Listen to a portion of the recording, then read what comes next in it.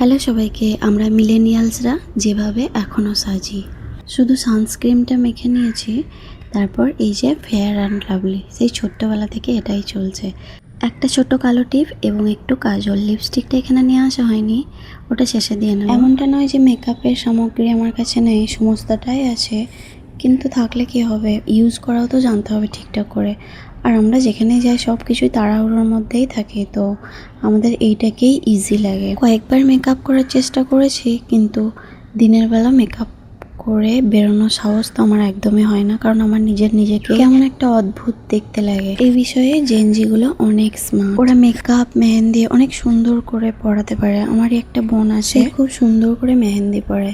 যাই হোক, আমি এখন যাচ্ছি আমার বড় দিদির বাড়ি বিশেষ কারণে, তাই একটু রেডি হচ্ছে। এখন বেলা 11টা বাজবে, তো আমি এখন বেরোবো আর বিকেলেই চলে আসবো। তাই আমি আমার মেয়েকে নিয়ে যাব না, কারণ ওর টিউশন আছে, ওর দিদু এবং দাদার কাছে থাকবে। এই ভিডিওতে আমি এই কথাগুলোই বলছিলাম, সাউন্ডটা ঠিকঠাক আসেনি, তাই আবার নতুন করে ভয়েস ওভার দিলাম। কথা বলতে বলতে আমার সাজা প্রায় কমপ্লিট।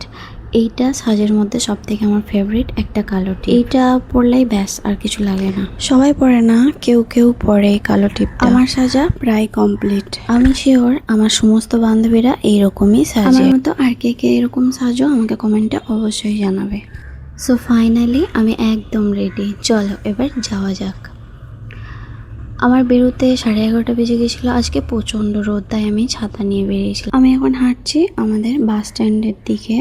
আমার মা আব্বার সঙ্গেই যাওয়ার কথা ছিল, আমার দেরি হবে বলে আমি তাদেরকে বলেছিলাম তোমরা চলে যাও আগে, আমি পরে আসছি।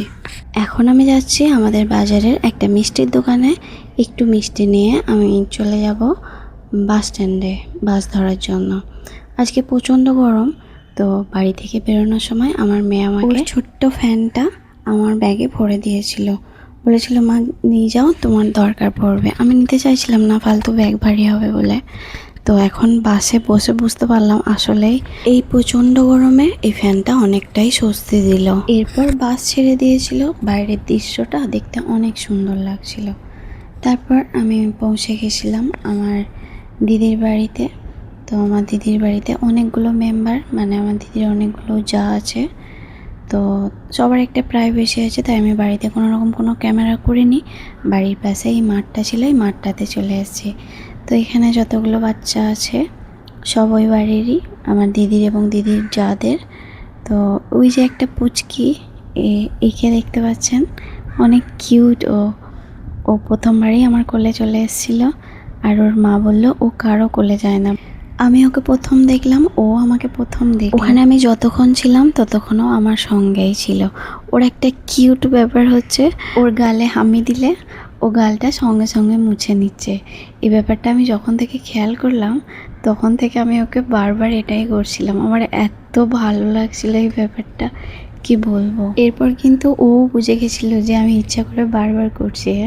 তারপর দেখেন শেষের বেলা ও হাসছিল, দেখবেন ওর হাসিটা এত মিষ্টি, এত কিউট। ওকে ছেড়ে আসতে একদম ইচ্ছা করছিল না।